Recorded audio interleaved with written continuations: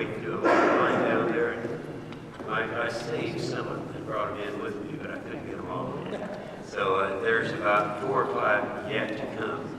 And let me just suggest here, Robert, that maybe call on you and John and Mike just to say welcome to the group. And There a new subcommittee on cyber under the Armed Services Committee. And one thing that I've told folks is that I know only enough to be dangerous. And the whole program here is to learn and working together. If we coordinate, cooperate, learn from one another, and recognize all the challenges of this new domain, it makes things better for our countries, our communities. That's what it's all about. So appreciate Senator Inhofe putting this together. it's a new committee because the recognition of the dangers and the threats that are imposed upon all of us from cyber is something that wasn't really understood here in Washington. Now, on the committee, I happen to be a ranking member on the Armed Services Committee. He is heading up the area that's brought us together today. Robert Adderholt is someone that every time I turn around, I see him. It can be in Albania, it can be anywhere else, but he's always there. Robert? Thank you, Senator. It's good to be here. Thank you for organizing it.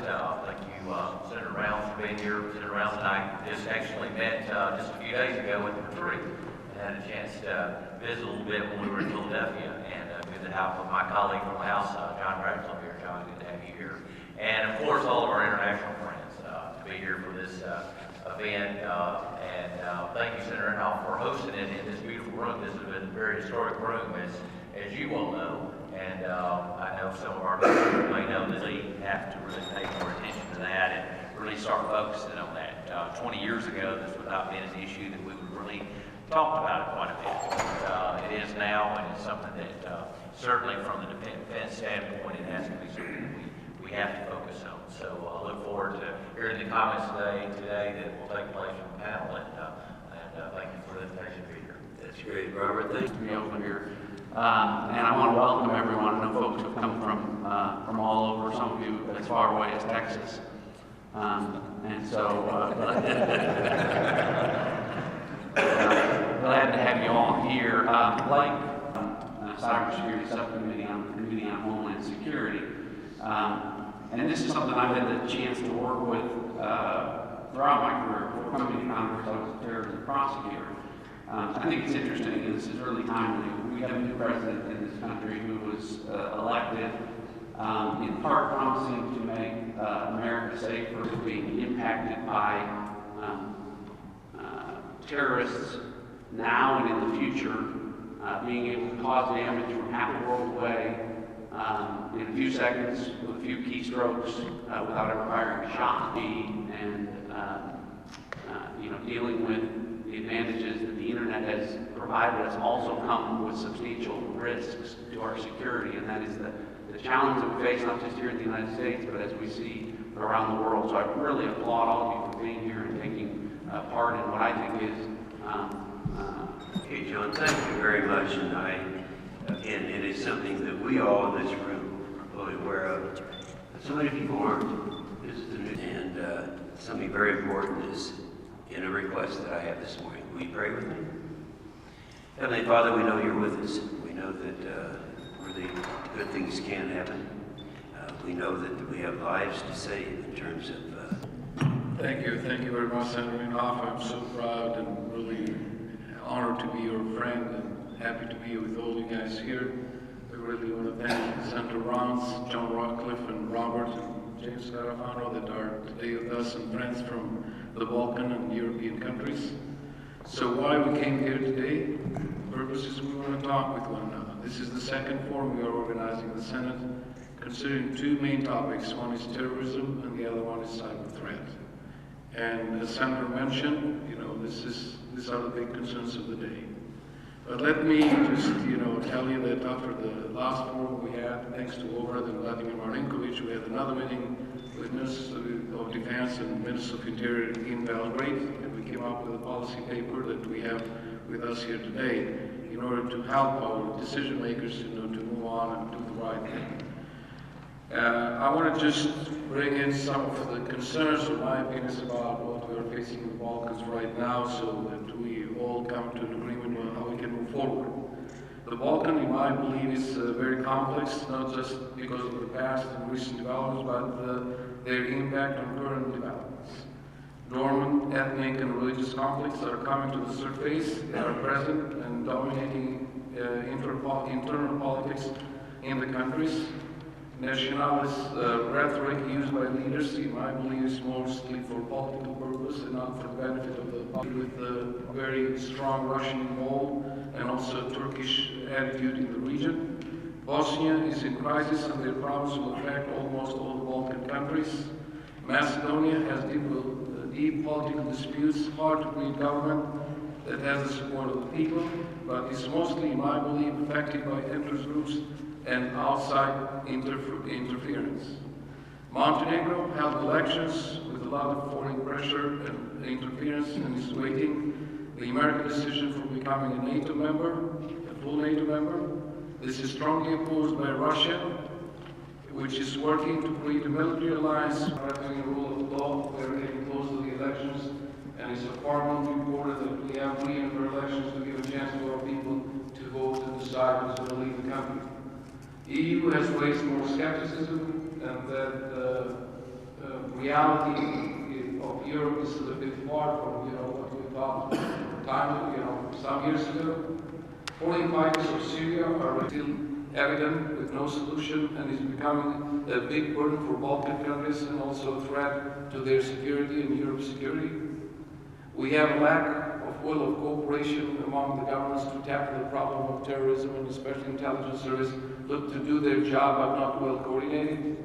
The spendings in defense and security, example, used to have a budget of defense 2.21% of GDP, now has dropped to 0.7%. So this shows, kind of stand of different countries once they became NATO member, they don't really think as they used to think before becoming NATO country, to keep that spendings for organizing the defense abilities as well, putting the fundings in fighting against terrorism. Cyber threat is something that we have heard about, but we don't know too much about it, but it's becoming a reality that affects not just security system, but affects the economy, the life of our people.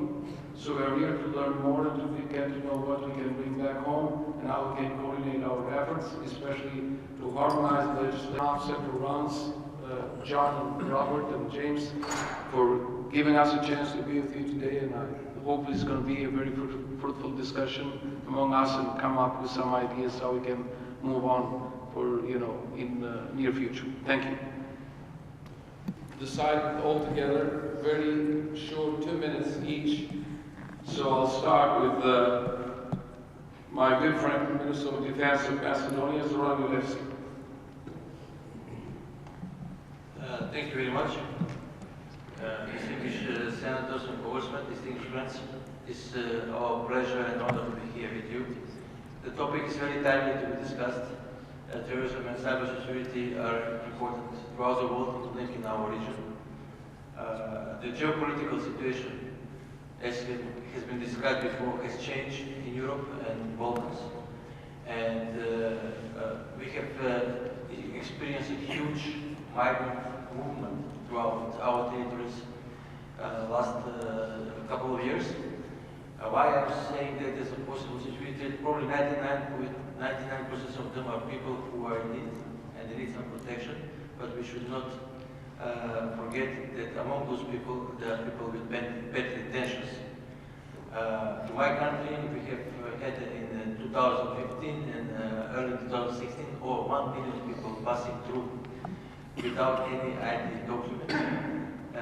Engagement and the value of allies and the value of working together on these things. And having worked with all of them in one way or another through their confirmation process and putting the plans together, I truly believe that. So I think you're really blessed. You're never going to get a better American team to partner with. And on the issue of cyber in particular, particularly General Mass and Kelly, Right in a recent article, the Balkans are especially vulnerable because of diverse ethnic and multi-religious in this region, and that is not completely different from other parts in the world, especially in Africa. But the Balkans had seen many conflicts in history, and some of them are still a burden, and instability and weak economies add further problems. So we cannot change history, but we can fight for stability and economic success. So me personally, I'm not an expert in police and security, but for sure we have to strengthen intelligence and cooperation and expertise against cyber attacks. But me personally, I'm involved in the German Bundestag as a member of the Budget Committee and rapporteur for economic NATO membership, my good friend Fatmir Mediu. Thank you very much. I have a reservation about saying your word to my friend, because we are not friends, we are enemies. And all my friends here have understand that we are very near the elections, and our vocabulary about the situation in Albania used to be like preparation for such elections. Of course, that now the region is in a very important phase, and we must accept that we are in a double life. We are working for full integration of all countries in the European Union, but looks that we are functioning based on the older rules of the 19th century. And this is the real challenge that we have in front of us. The second issue is terrorism. Not yet we are clear that if we are not caring about terrorism, terrorism will care about us. And this issue offered for all of us, I think, to understand that now, especially in the region of Balkan, foreign policy and interior policy don't have borders. And for this reason, speaking together and sharing together same values, discussing about stability, democracy and integration is very important.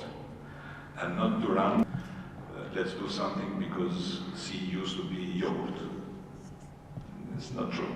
Sea can't be yogurt. And what is happening around is very important to be understand that Russia is an outsider. Europe, we are issue of Europe and the Western values. And this is important to be understand. Having and taking arms, equipments, and at least one time in year with having private breakfast, we are together, pride together. And seeing Comrade, for example, traditional enemy of mine again, because he is Serbian, not because he is left or right. But this is the reason why we are here, because we are friends, and we believe the strategy that US have for the region, and we hope that the new administration will do the right steps. I'm very optimistic about the last declaration of the Secretary of Defense, one of the best nominations